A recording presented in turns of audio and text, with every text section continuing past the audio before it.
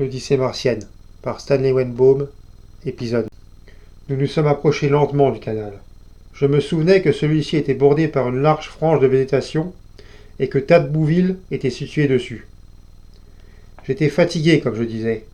Je rêvais d'un bon repas chaud, et de là je suis passé à des réflexions diverses, pensant que même Bornéo me paraîtrait douillet et plaisant après cette planète folle. Et puis j'ai pensé à notre bon vieux New York, et à une fille que je connaissais là-bas, Fancy Long. Ça vous dit quelque chose? Artiste de vision, je l'ai vue, jolie blonde. Elle chante et elle danse dans l'émission Yerba Mate. C'est ça, je la connaissais assez bien, en copine, c'est tout. Mais elle est quand même venue dans la reste pour nous dire au revoir. Bref, je pensais à elle. Je me sentais assez seul et pendant ce temps nous approchions de cette ligne de plantes caoutchouteuses. Là-dessus, je me suis exclamé « Bon Dieu !»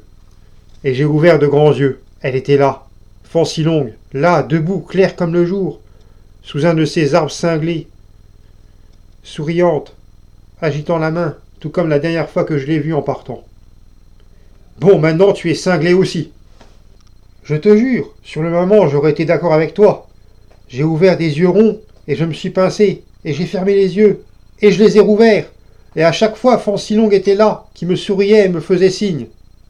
Tuile a vu quelque chose aussi. Il lançait des trilles et cactait, mais je l'entendais à peine. Je courais vers elle, sur le sable, trop stupéfait pour me poser des questions. Je n'étais pas à 10 mètres d'elle quand Tuile m'a rattrapé avec un de ses bons volants. Il m'a saisi le bras en criant « Non, non, non, non !» de sa voix grinçante. J'ai voulu le repousser, il était aussi léger que s'il avait été encore en bambou.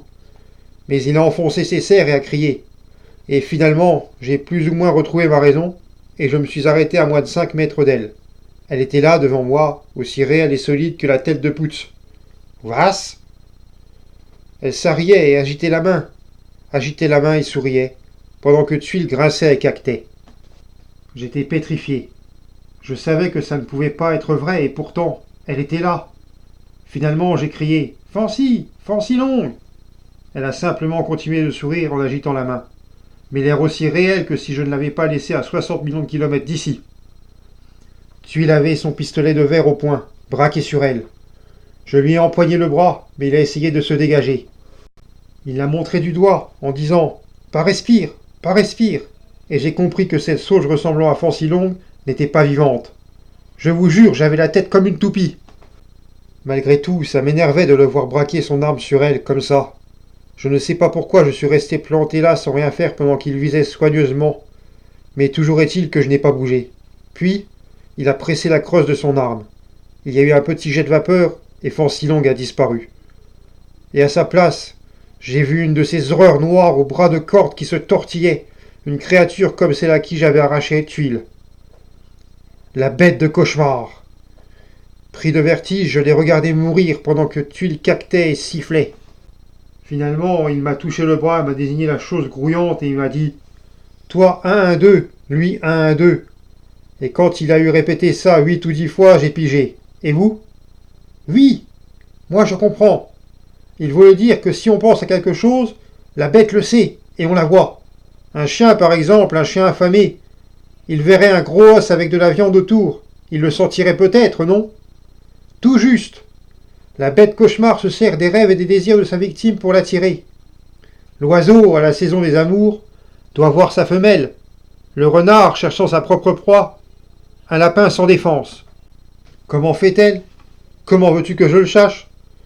Comment est-ce que sur Terre un serpent charme un oiseau et le fait venir entre ses mâchoires? Et est-ce qu'il n'existe pas des poissons des profondeurs qui attirent leurs victimes dans leur gueule? Seigneur, vous voyez à quel point ce monstre est insidieux? Nous sommes prévenus maintenant, mais désormais nous ne pouvons plus nous fier à nos propres yeux. Vous me verrez peut-être ou je verrai l'un de vous, et derrière la vision, il n'y aura rien qu'une de ces horreurs noires. Comment est-ce que ton copain l'a su? Tuile? Je me le demande. Peut-être pensait-il à quelque chose que je ne pouvais absolument pas m'intéresser. Et puis, quand je me suis mis à courir, il a compris que j'avais vu autre chose, et ça l'a averti.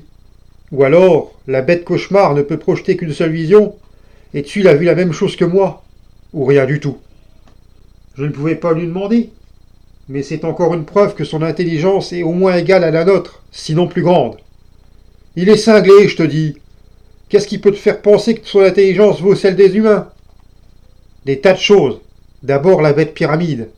Il n'en avait jamais vu, il me l'a fait comprendre. Et pourtant il l'a reconnu comme étant un automate de silice mort-vivant. Il aurait pu en entendre parler. Il vit ici après tout.